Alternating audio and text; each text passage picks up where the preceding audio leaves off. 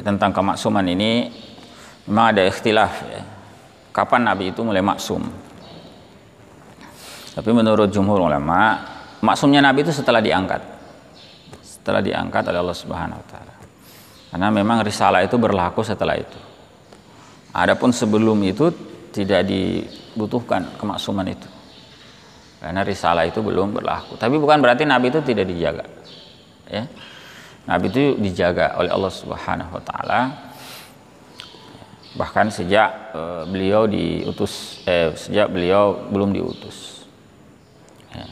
Nah, penjagaan itu bukan hanya penjagaan dari mara bahaya, penjagaan dari hal-hal yang bisa mencelakai beliau, termasuk juga perkara-perkara yang tadi yang sekiranya bisa menjatuhkan beliau dalam perilaku jahiliyah.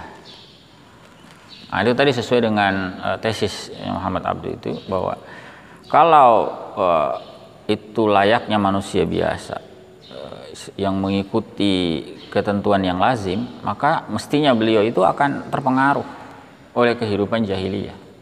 Dia lahir diasuh oleh keluarga ya jahiliyah, oleh lingkungan jahiliyah ya. Tapi beliau tidak terpengaruh sedikit pun, padahal tidak baca kitab, tidak ada kitab yang beliau baca. Bagaimana bisa membaca kitab? Beliau orang ummi, masyarakatnya juga ummi, budaya literasi itu minim. Memang mencari buku juga waktu itu nggak ada.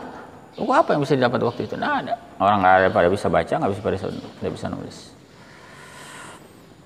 Nah, itu ya. Sehingga kalau mengikuti apa yang lazim, mestinya beliau itu juga akan melaksanakan apa yang biasa dikerjakan oleh orang-orang jahiliyah. Tapi ternyata beliau tidak melakukan itu. Ya, demikian ya. Allah a'lam. Jadi memang apakah beliau maksumnya setelah atau sebelum, itu diskursus para ulama. Ada diskusi yang cukup panjang di situ, ya. Tapi undangan jumhur itu yang meniscayakan Nabi maksum itu adalah setelah kenabian. Adapun sebelumnya ya tidak harus. Meskipun juga kalau kita mengatakan bahwa sebelum Nabi diutus itu tidak maksum, berarti beliau melakukan perbuatan dosa. Nah, dosanya Nabi itu juga tidak bisa ditemukan. Kalau dicari apa dosanya juga wallahu alam tidak tahu. Nah, seperti apa misalnya kalau Nabi itu tidak terjaga berarti bisa melakukan kemaksiatan. Nah, apa kemaksiatan yang pernah dilakukan sebelum diangkat jadi Nabi? Wallahu alam tidak tahu juga. Dicari di riwayat juga nggak ketemu. Nah, itu ya.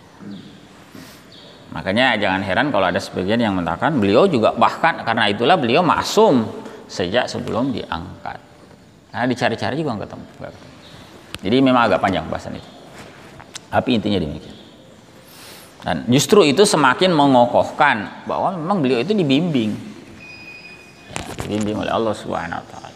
Kalau tidak dibimbing ya sebagaimana dikatakan oleh Muhammad Abduh tadi, tidak mungkin beliau itu hidup dengan kondisi seperti tadi. Ya setidaknya kehidupan beliau itu akan ya tidak jauh beda dengan orang-orang yang tadi disebutkan itu.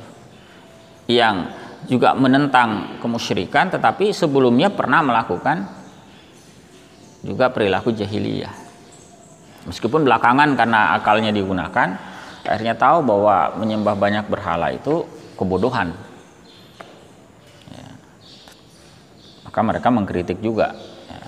Tetapi Nabi SAW tidak sama dengan itu. Bukan sebelumnya melakukan perilaku jahiliyah, kemudian terbuka pemikiran lalu menolak, bukan. Bahkan sejak awal beliau tidak terlibat dengan perilaku jahiliyah.